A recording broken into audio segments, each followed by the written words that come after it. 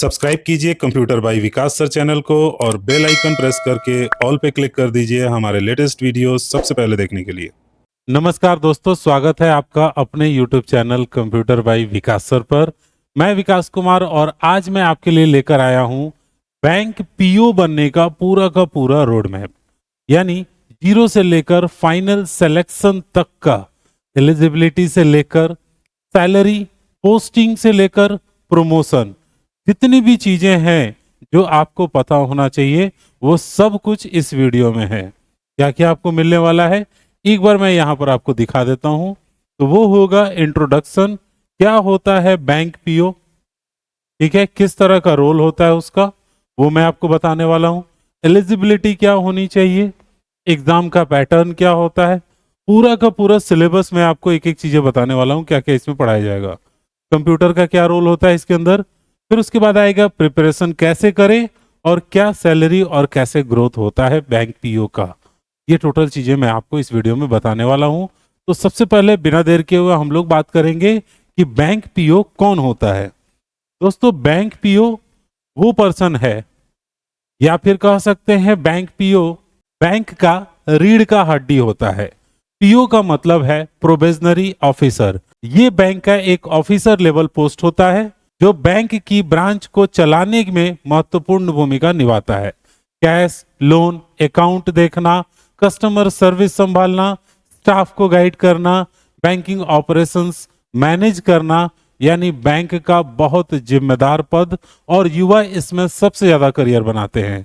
पिछले वीडियो में मैंने आपको बताया था बैंक क्लर्क कैसे बने। अगर क्लर्क से ऊपर आप बनना चाहते हैं तो वो पीओ का पोस्ट होता है, प्रोबेशनरी ऑफिसर का पोस्ट होता है, जहां से आपका जो ग्रोथ होता है और तेज हो सकता है। तो मैंने वो सारी चीजें बता दी जो जो एक बैंक पीओ को करना होता है, जो काम उसको करने होते हैं। अब हम लोग बात करते हैं कि किन किन बैंकों में बैंक पीओ होते हैं। तो दो तरह के बैंक होते हैं जिनमें आप बैंक पीओ बन सकते हैं। एक पब्लिक सेक्टर बैंक होते हैं जिसको सरकारी बैंक बोलते हैं। ये पूरी लिस्ट है उन बैंक्स की जिसमें आप बैंक पीओ बन सकते हैं। मैंने सारा लिस्ट दे दिया आपको। SBI, PNB, bank of India, ठीक है, एक डार्क कलर ले लेता हूं ताकि समझ में आएगा आपको।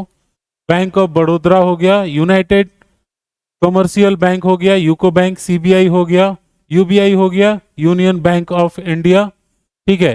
तो ये सारे वो बैंक्स हो गए जिसको आप सरकारी बैंक्स कहते हैं, और इसमें आप पोस्टिंग ले सकते हैं पीओ के रूप में। फिर कुछ प्राइवेट सेक्टर के भी बैंक है जो एचडीएफसी हो गए, आईसीआईसी हो गए, एक्सिस बैंक हो गए, कोटक महिंद्रा बैंक हो गए। तो अब इनमें कैसे भर्ती होता है, तो इसका कंसेप्ट है एसबीआई पीओ और आईबीपीएस पीओ। ये दो बड़ी परीक्षाएं होती हैं जिसके जरिए इसमें भर्ती होते हैं लोग। और जो प्राइवेट बैंक्स होते हैं ये डायरेक्ट इंटरव्यू या एग्जाम पैटर्न अपना रखते हैं, उसके हिसाब से होता है। तो अब एक और सवाल बहुत सारे लोगों के दिमाग में रहता है, एचडीएफसी, आईसीआईसी। मैं यहाँ पर इसका फुल फॉर्म भी बता देता हूँ आपको। एचडीएफसी का फुल फॉर्म होता है housing development finance corporation. ICIC का मतलब होता है industrial credit and investment corporation of India. ये बैंक्स हैं जो कि प्राइवेट सेक्टर के बहुत बड़े नाम हैं। डायरेक्ट इंटरव्यू लेते हैं और एग्जाम के जरिए आपका पीओ में यहाँ पर सिलेक्शन हो जाता है। अब दोस्तों हम लोग बात करेंगे कि क्या एलिजिबिलिटी होनी चाहिए आपका। दोस्तों, पीओ बनने के लिए जो सबसे पहली क्राइटेरिया है, जो सबसे पहली चीज है, वो होना चाहिए कि आप ग्रेजुएट होने चाहिए, यानी कि आपका ग्रेजुएशन हुआ होना चाहिए। किसी भी बैंक में अगर आप पास होना चाहते हैं तो पीओ के लिए सबसे पहले ग्रेजुएट होना चाहिए। अब स्ट्रीम आप पूछेंगे किससे होना चाहिए, तो बीए हो, बीएससी हो, बीकॉम हो या बीटेक किए हो, सब मान्य है, ठीक है। इसके लिए कोई क्राइटेरिया नहीं है। दूसरी चीज, एज की लिमिट क्या होती है, तो एज की लिमिट 20 से लेकर 30 साल है। कुछ रिलैक्सेशन मिलता है, जैसे अगर आप मान लीजिए ओबीसी है तो आपको 3 साल का रिलैक्सेशन मिल गया। अगर आप एससी एसटी है तो आपको 5 साल और रिलैक्सेशन, यानी मैक्सिमम में +5 हो जाएगा, +3 हो जाएगा।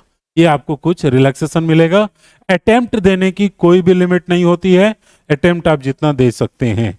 आईबीपीएस में खास करके इस चीज को लेकर के है। बैंक पीओ एग्जाम के अब लिस्ट हम आपको दिखाने वाले हैं।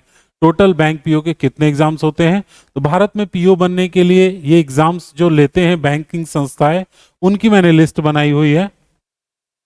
सबसे पहले नंबर में मैंने नाम दिया हुआ है एसबीआई पीओ, यानी state bank of India provisionary officer.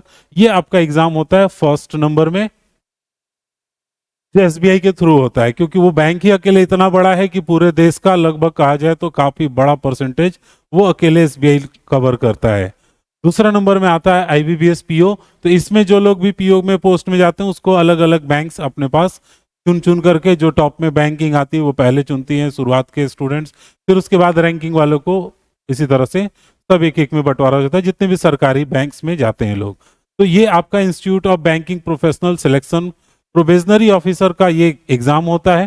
फिर इसके बाद से आता है आपका नाबार्ड, जो कि national bank of agriculture and rural development का है।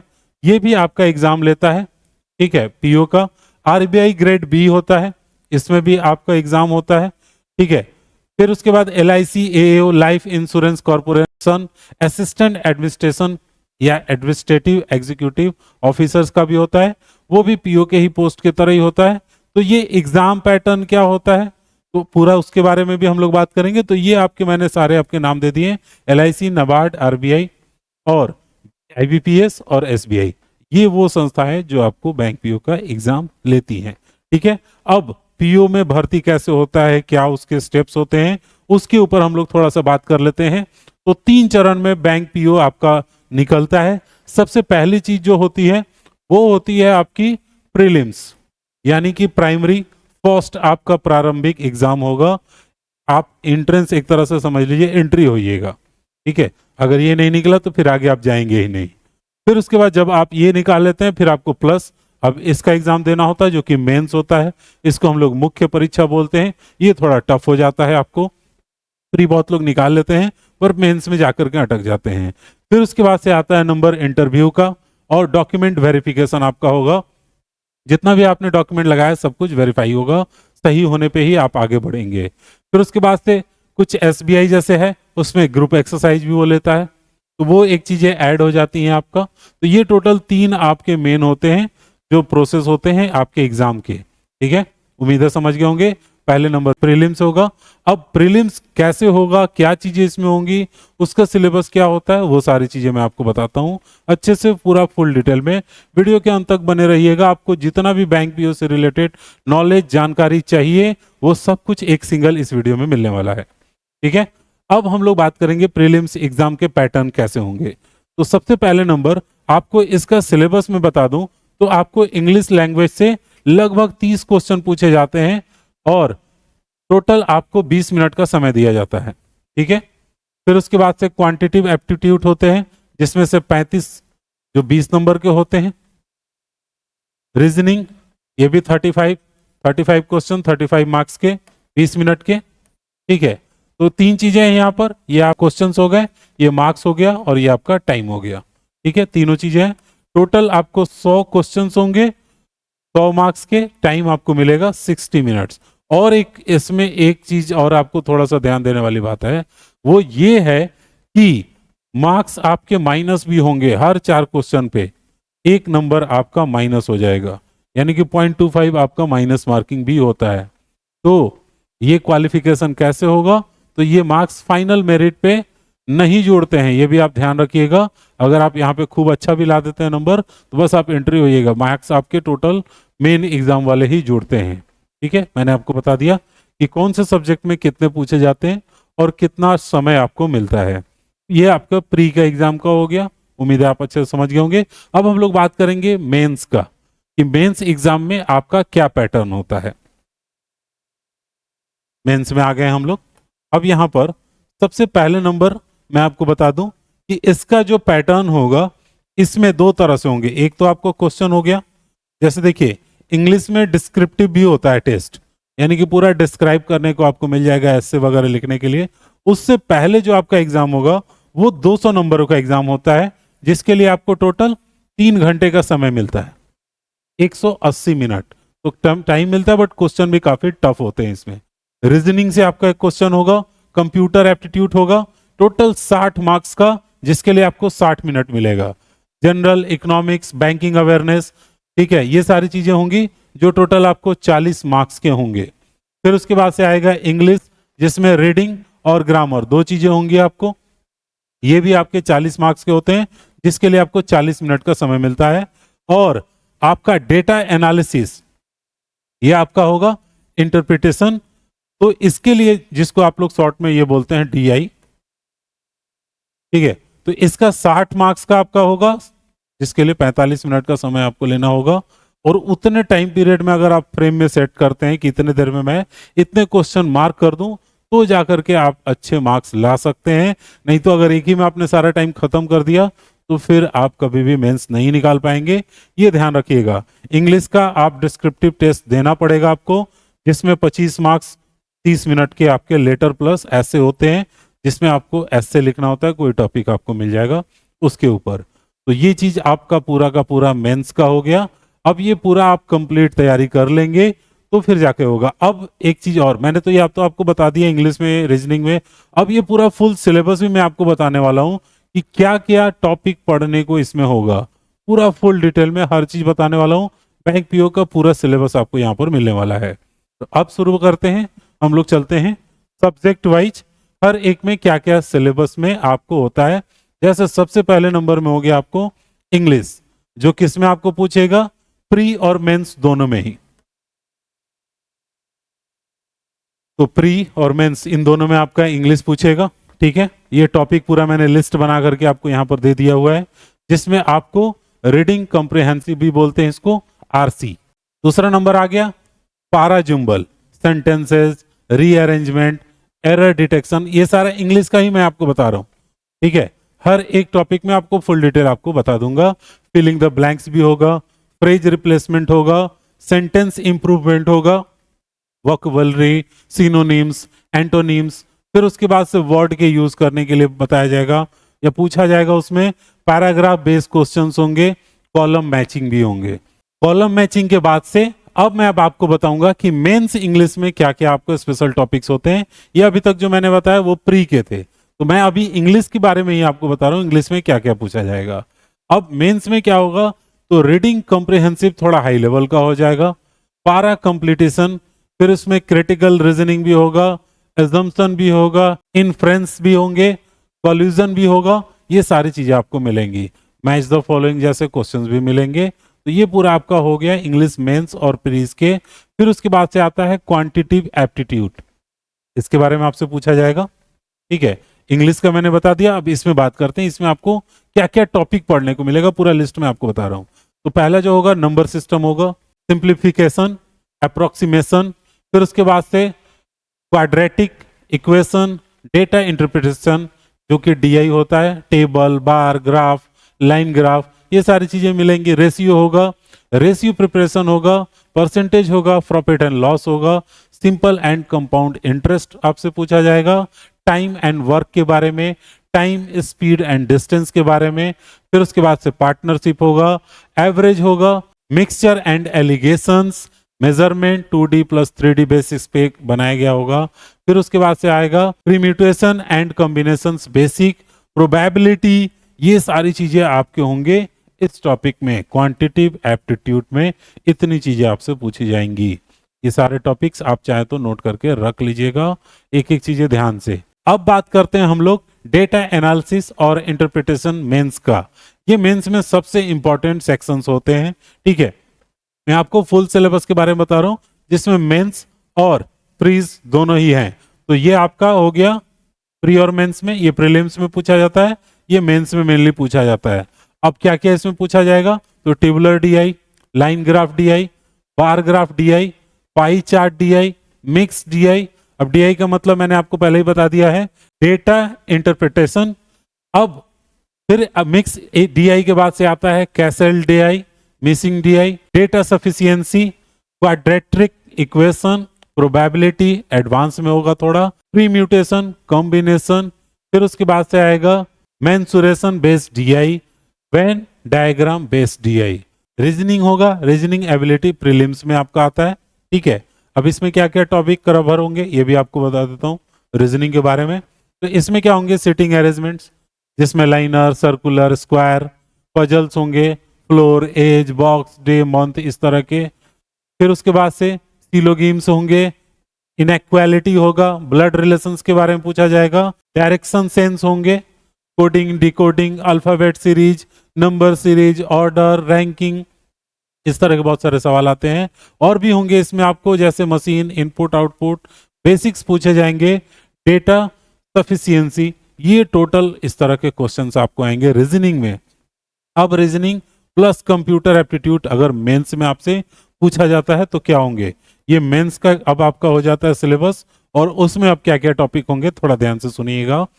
हाई लेवल रीजनिंग टॉपिक्स होते हैं इसमें, जिसमें एडवांस पजल होंगे, सीटिंग अरेंजमेंट कॉम्प्लेक्स होंगे, इनपुट आउटपुट हाई लेवल के आपके क्वेश्चन पूछे जाते हैं, लॉजिक रीजनिंग होंगे, जैसे assumption, arguments, course of action, cause and effect, inference, direction high level, ranking, syllogisms, reserve मतलब रिवर्स मोड में। फिर उसके बाद से आता है कंप्यूटर एप्टीट्यूड टॉपिक, जिसमें आपको binary to decimal, decimal to binary, इससे रिलेटेड वीडियो मैंने ऑलरेडी बताया हुआ है, आप चाहें तो वो कैसे चेंज करते हैं यहाँ पर देख लीजिएगा, मैंने उसका थंबनेल लगा दिया हुआ है, बाइनरी कैसे चेंजेस करते हैं या नंबर से बाइनरी कैसे करते हैं। कोडिंग, डिकोडिंग कंप्यूटर बेस्ड होगा, फ्लो चार्ट बेस्ड क्वेश्चंस होंगे, इनपुट आउटपुट, लॉजिक गेट्स, इसके बारे में भी बेसिक चीजें पूछी जाएंगी, लॉजिक गेट के बारे में, लॉजिक गेट से भी रिलेटेड वीडियो मिल जाएगा जो बाइनरी नंबर के ठीक बाद आपको मिल जाएगा, मैंने ऑलरेडी अपलोड कर रखा है वो। जनरल इकोनॉमिक्स, कंप्यूटर रिलेटेड जितना भी इंफॉर्मेशन चाहिए ऑलरेडी मेरे चैनल पर सब कुछ मिलेगा आपको IICT कंप्यूटर पे, और यहाँ पर भी मैं एक एक करके कंप्यूटर रिलेटेड वीडियोस भी डालते रहता हूँ आपके करियर गाइडेंस के साथ साथ, तो वहां पर भी आप चैनल को सब्सक्राइब कर सकते हैं IICT कंप्यूटर, और उस पे कंप्यूटर रिलेटेड सारे वीडियोस देख सकते हैं। अब हम लोग बात करते हैं जनरल इकोनॉमिक्स और बैंकिंग अवेयरनेस के। तीन चीजें, जनरल है, इकोनॉमिक्स है और बैंकिंग अवेयरनेस है, तीन टॉपिक कवर होते हैं इसमें। यह SBI IBPS PO मेंस का स्कोर बढ़ाने वाला सबसे स्कोरिंग सब्जेक्ट होता है, क्योंकि काफी ज्यादा चीजें लोग पढ़े रहते हैं और बहुत टेक्निकली नहीं रहता है, थोड़ा सा याद करके भी आप चीजें मार सकते हैं इसमें। तो बैंकिंग अवेयरनेस में RBI का फंक्शन क्या है, मॉनेटरी पॉलिसी क्या है, बैंकिंग की टर्मिनोलॉजी क्या है, NEFT, RTGS, IMPS, UPI क्या होते हैं, ये सब चीजों के बारे में पूछा जाएगा। टाइप्स ऑफ बैंक अकाउंट कितने तरह के होते हैं, NPA क्या होता है, जिसका फुल फॉर्म होता है नॉन परफॉर्मिंग एसेट्स, उसके बारे में आपसे पूछा जाएगा। फिर होते हैं based banking ombudsman, financial inclusion, digital banking, payment banks, nationalisation of banks, priority sector lending. अब ये सारी चीजें बैंक से रिलेटेड क्वेश्चंस आपसे पूछे जाते हैं बैंकिंग अवेयरनेस में। करंट अफेयर्स में क्या पूछा जाएगा, तो पीछे के 6 से 12 महीने के आपको करंट अफेयर्स याद रखने होंगे, क्या क्या चीजें घटी हुई है, नेशनल और इंटरनेशनल न्यूज से आप चीजें उठा सकते हैं।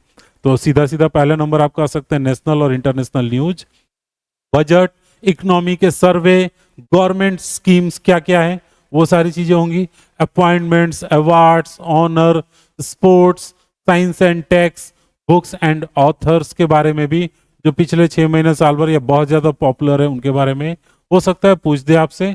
Important days and themes, defence news और स्टेट लेवल के जो भी न्यूज होते हैं, तो ये सारे सवाल आपके होंगे जो कि जनरल अवेयरनेस से होंगे। ठीक है, अब बात करते हैं जीके से भी, कुछ स्टैटिक्स जीके आपसे पूछ सकते, जैसे Indian constitution, geography, history, economy, important organisation जैसे UN क्या है, IMF क्या है, WHO क्या है, इन सब के बारे में भी क्वेश्चंस पूछे जाते हैं। National parks, Capitals and currencies, important dams, temples, airports जो काफी ज्यादा फेमस है, वो सब भी जीके वगैरह में आपसे पूछा जाता है। अब आते हैं कंप्यूटर नॉलेज। ठीक है, तो कंप्यूटर नॉलेज में दो चीजें होती हैं, बेसिक होती हैं और बैंकिंग ओरिएंटेड भी होते हैं, तो ये दोनों चीजें आपको इसमें कवर करना होता है। बेसिक्स तो कंप्यूटर पता होना चाहिए, प्लस बैंक से रिलेटेड, बैंक में किस किस तरह के नॉलेज की जरूरत आपको पड़ेगी वो सब पता होना चाहिए। जैसे बेसिक्स ऑफ कंप्यूटर पहला टॉपिक आपका हो गया, हार्डवेयर और सॉफ्टवेयर ये दूसरा हो गया, ऑपरेटिंग सिस्टम्स, माइक्रोसॉफ्ट ऑफिस जिसमें कम से कम 3 चीजें आपको आनी चाहिए, वर्ड, एक्सेल और पावर पॉइंट। फिर उसके बाद से आता है इंटरनेट एंड नेटवर्किंग, इसका अच्छा नॉलेज आपको होना चाहिए क्योंकि नेट पे ही पूरा काम होता है।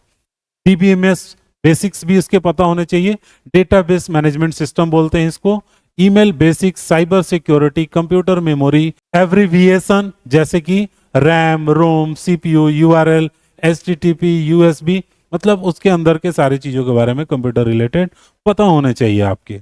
अब इसके बाद से आता है नेक्स्ट, जो आपका मेन से रिलेटेड होता है, वो होता है डिस्क्रिप्टिव टेस्ट, जिसमें आपको लिखने के लिए होता है, जैसे एसे, लेटर राइटिंग। अब इसमें टॉपिक क्या क्या होंगे थोड़े से मैं आपको हिंट देता हूं। जो मेनली ज्यादा चलते हैं टॉपिक्स, जैसे डिजिटल इंडिया, साइबर क्राइम के ऊपर आपसे ऐसे लिखने को कहेगा, कैशलेस इकोनॉमी के बारे में, इन्फ्लेशन, सोशल मीडिया का इम्पैक्ट क्या है आज के दौर में, इस तरह के ऐसे आपको आ सकते हैं। लेटर का टॉपिक क्या होगा, तो बैंक मैनेजर को एक कंप्लेंट लेटर लिखिए, एक जॉब एप्लीकेशन लेटर लिखिए, इंफॉर्मेशन रिक्वेस्ट लेटर लिखिए, कस्टमर कंप्लेंट लेटर। ये कुछ आपको लेटर्स होंगे जो कि आपको लिखने आना चाहिए होगा। और वो एसेस भी जो मैंने टॉपिक आपको बताए हैं। अब इंटरव्यू के बारे में बात करते हैं। इंटरव्यू और आपका कह सकते हैं पर्सनालिटी टेस्ट होता है कि किस तरह के पर्सनालिटी के आप व्यक्ति हैं। इसमें सेल्फ इंट्रोडक्शन होगा, बैंकिंग अवेयरनेस रिलेटेड आपसे सवाल पूछा जाएगा कि आप बैंक रेडी हैं कि नहीं, करंट अफेयर्स होंगे, वाई बैंकिंग सेक्टर्स, क्यों चुन रहे हैं आप बैंकिंग, स्ट्रेंथ क्या है आपकी, वीकनेस क्या है, ग्रेजुएशन का सब्जेक्ट बेस्ड क्वेश्चन हो सकता है आप जिससे ग्रेजुएशन किए हैं, सिचुएशनल क्वेश्चंस हो सकते हैं, उस समय सिचुएशन पे जो उत्पन्न हुआ हो, जो लग रहा है क्वेश्चन कि आपसे पूछा जाना चाहिए, वो हो सकता है आपके फैमिली बैकग्राउंड से भी रिलेटेड क्वेश्चन पूछ दिया जाए। तो अब इसमें ये मत सोचिएगा कि बैंक से मेरे फैमिली का क्या लेना देना है। वो देखा जाता है कि आप जवाब किस तरह से देते हैं और आपका इंटेंशन किस तरह होता है, किस चीज पे आप पैनिक हो जाते हैं, किस पे आप नॉर्मल होते हैं, ये चीजें भी देखी जाती हैं। मैं अब आपको लास्ट एक चीज और बताने वाला हूं, जो कि यही होगा, प्रिपरेशन कैसे करेंगे, ग्राउंड लेवल से जाकर के कैसे आप फाइनल सिलेक्शन तक पहुंचेंगे। तो सबसे पहले नंबर इसकी टिप्स ये रहेगी कि आप एक रूटीन बनाइए डेली का। ठीक है, मॉर्निंग जो सुबह आप उठते हैं, 7 बजे उठते हैं, 6 बजे उठते हैं या 5 बजे उठते हैं, नहीं पता कितने बजे भी उठे, बट उस समय से लेकर के अपने स्लीपिंग टाइम तक का एकदम फिक्स आपका रूटीन होना चाहिए। इस समय ये, इस समय ये, इस समय ये। अगर आपको प्रॉपरली एक सिलेक्शन के लिए जाना है तो रूटीन में आपको कितने घंटे पढ़ना चाहिए, तो मेरे हिसाब से अगर आपको पीओ बनना है तो 8 से 10 घंटे पढ़ने पड़ेंगे, मिनिमम तो 8 घंटे जरूर पढ़ने होंगे, जिसमें 2 घंटे क्वांट, 2 घंटे रीजनिंग पे टाइम दीजिए, 1 घंटे इंग्लिश की पढ़ाई कीजिए और 1 घंटे पूरे करंट अफेयर्स। फिर उसके बाद लास्ट 1 घंटा टेस्ट दीजिए उसी से रिलेटेड जो आपने पढ़ा है, और फिर पूरा 1 घंटा दीजिए एनालिसिस करने में कि प्रॉब्लम कहाँ पर है। बेसिक क्लियर कर लीजिए अपना एनसीईआरटी लेवल के बुक्स पढ़ के, और उसमें आप क्या कीजिए, सबसे पहले कैलकुलेशन की स्पीड बढ़ाइए। टेबल 1 से 25 तक पूरा याद होना चाहिए, स्क्वायर 1 से लेकर 50 तक, क्यूब्स कम से कम 20 तक पता होने चाहिए। ये बैंक पीओ की जान होती है, बहुत ज्यादा सवाल पूछा जाता है इससे। मॉक टेस्ट में कम से कम प्री के आपको 40 प्लस मॉक टेस्ट देने होंगे, मेंस के 20 प्लस। हर मॉक टेस्ट का एनालिसिस बहुत ज्यादा जरूरी है। करंट अफेयर की अगर मैं बात करूं तो लास्ट के 6 महीने के करंट अफेयर तो एकदम जुबानी याद होना चाहिए, जैसे बजट, आरबीआई का न्यूज, बैंकिंग के टर्म्स क्या बदलाव हुए हैं। 30-35 नंबर तो ऐसे ही आपके आ जाएंगे, और इसमें टाइम भी नहीं लगता, क्योंकि क्वेश्चन पढ़ने में जितना देर लगे आंसर तो ये याद होता है ना, ऐसे थोड़ा कैलकुलेट करके लाना है, तो ये एकदम याद होना चाहिए। बहुत टाइम आपका ये बचाता है और नंबर भी अच्छे उठते हैं। अब मैं आपको कुछ बुक्स के लिस्ट बता देता हूँ, किस किस कंपनी के कौन कौन से बुक्स आप ले लीजिए जो कि आपको हेल्प करेंगे। तो सबसे पहले नंबर में आएगा आर.एस. अग्रवाल, जो ऑथर ऑफ पॉइंट्स है, और रीजनिंग बुक है वर्न के। ये कुछ बुक्स आप थोड़े से पढ़ लीजिए। वर्न एंड मार्टिन के इंग्लिश और ग्रामर के बुक्स पढ़ लीजिए, प्लेन्थ टू पैरामाउंट। ठीक है, ये करंट अफेयर्स है। करंट अफेयर्स के लिए आप यूज कर सकते हैं अड्डा 247, ये है प्लेटफॉर्म जहां से आप करंट अफेयर्स के पीडीएफ वगैरह मिल जाते हैं, और थोड़ा सा अच्छे से याद कर लीजिए। ठीक है, अब दोस्तों देखिए, सिर्फ आप अपने से सेल्फ चाहे तो वो भी संभव नहीं है, सिर्फ कोचिंग के भरोसे आप बैठे हैं तो भी आप नहीं कर पाएंगे। दोनों ही जरूरी है, मेरा तो यही कहना है, दोनों चाहिए। कोचिंग में आपको गाइडलाइन होगा, प्रिपरेशन होगा, सेल्फ में प्रॉपर बैठ के स्टडी करेंगे 6 घंटा 7 घंटा, तो इसमें क्या होगा कि इंडिपेंडेंट प्रिपरेशन होगा। अगर आप डिसिप्लिन में कमजोर हैं तो कोचिंग के बिना तो कुछ हो ही नहीं सकता है। 100% डिसिप्लिन हो पाना तो मुश्किल है। कोचिंग क्या करेगा, आपको पुश करेगा, आपको बार बार याद दिलाएगा कि आप पीछे जा रहे हैं, आप थोड़ा सा इसको कवर कीजिए। अब हम लोग बात करते हैं कि क्या बैंक पीओ की सैलरी होती है। तो देखिए एकदम बेसिक्स जो पैसा होता है, बेसिक बेस, वो होता है 36,000 रुपये करीब में, ठीक है। उसके बाद से आपको HRA हाउस रेंट अलावेंस मिलता है, आपको डेली अलावेंस, फिर उसके बाद ट्रैवलिंग अलावेंस, ये कुछ आपको भत्ते मिलते हैं, अलावेंस मतलब भत्ता होता है। टोटल आपके हाथ में करीब में जो आएगा 52,000 से लेकर 60,000 तक होगा।